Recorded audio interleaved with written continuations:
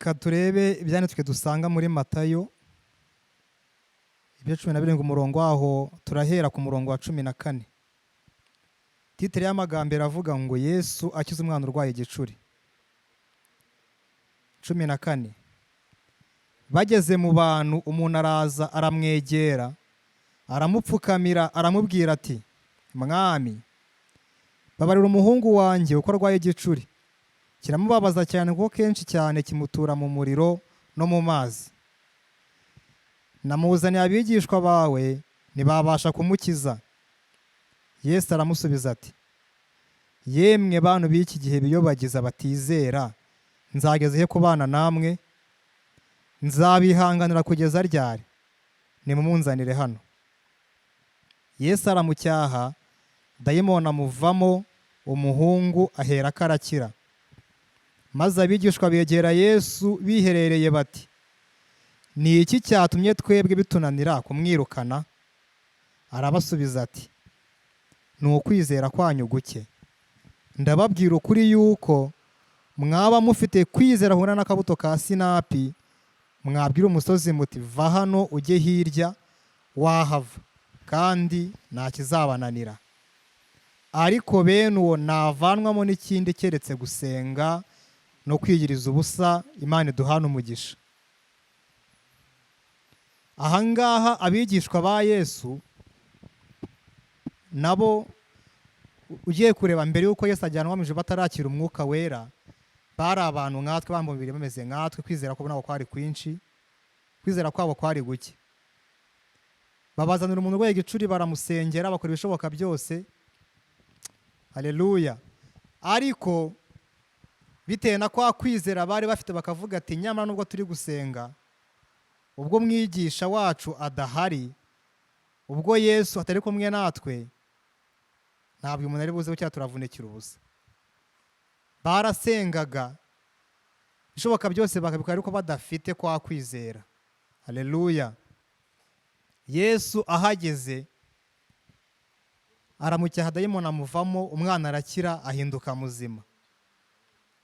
Ariko abigishwa birabacanga cyane, baratangara baravuga ati se ko Yesu nta gikomeye yakoze, ko yasenze nk'uko twasenze akagenza nk'uko twagenje, kuki byahise bikunda?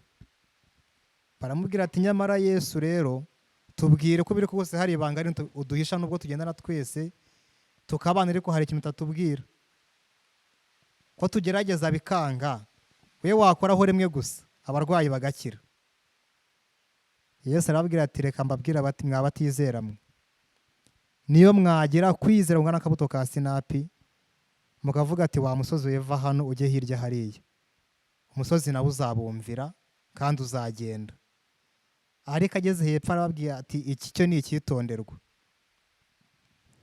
umeze gutyo ntiyavanwaho n'ikindi uretse gusenga no kwiyiriza ubusa. Hari igihe twishyiramo kwizera, ariko kwizera kudafite imirimo nta kintu kwatumarira.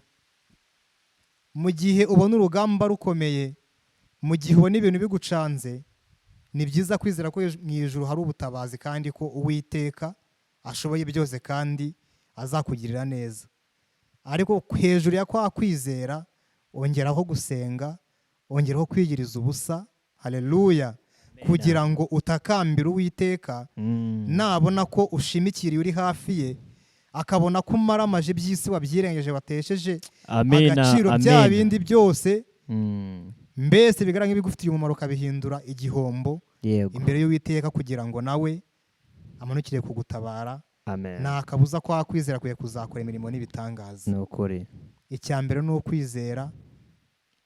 Kwizera niko kwatumye Mose azibukira iby'ibwami, agahakana kuba umwami, akemera akabazanya na bene b'Abaheburayo, kuko yari afite ibyiringiro by'uko hari igihugu, hari gakondo y'igihugu agomba kuzaturamo. Haleluya. Amen. Kiriya gihugu Mose yari afite yitegeraga akabona ko azajya i Kanani ku basekuruza aho bakomotse. Natwe turagifite muri iki gihe, dufite Kanani yacu yo mu ijuru. Uramutse ugize kwizera ukareka kurebesha amaso y'umubiri, tukiyambura kamere y'umubiri, tugafata andi maso ashobora kureba kure, amaso abona ingororano tuzagira muri ubu buzima bw'iyi si, wabona ko hari gakondo dufite mu ijuru, kuko hano ku isi turi mu icumbi. Ariko hamwe na kwa kwizera no gusenga no kwegera Imana no kubana nayo, izatwambika imbaraga zo gukiranuka, kandi kwa kwizera kuzadutsindishiriza tubashe kujya muri gakondo yacu yo mu ijuru amahoro. Amen.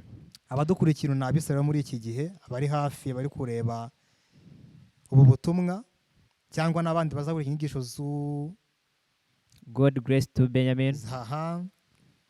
Ikintu cya mbere mugomba kugira mu mitima yanyu ni ukurenga ibyo tubona by'iyi si, Yego. tugatumbira gakondo yo mu ijuru. Yego. Biteye isoni kubona kuri iki gihe umuntu yirengagiza ubugingo buhoraho tuzagira, akabugurana iby'isi bizashirana nayo, akabugurana amafaranga azashira, ukagurana agakiza kawe umugabo uzapfa, ukagurana agakiza kawe akazi kazarangira.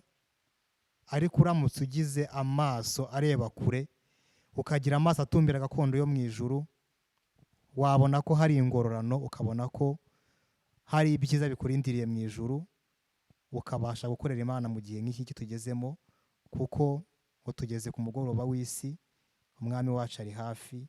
Uwiteka duhana umugisha. Murakoze cyane. Urakoze cyane, Imana iriho Aime Theophile. Yesu aguha umugisha. Amin, Kuri God amin. grace to Benjamin, turakwishimiye kandi turagukunda, kandi ndifuza ko igihe cyose tuzajya tugutumira tuzajya tukubona. Sinzi niba ubitwemereye. Ni ukuri ntabwo twakwanga kugabura iby'Uwiteka, kuko nicyo kimunezeza kandi kimuhesha icyubahiro.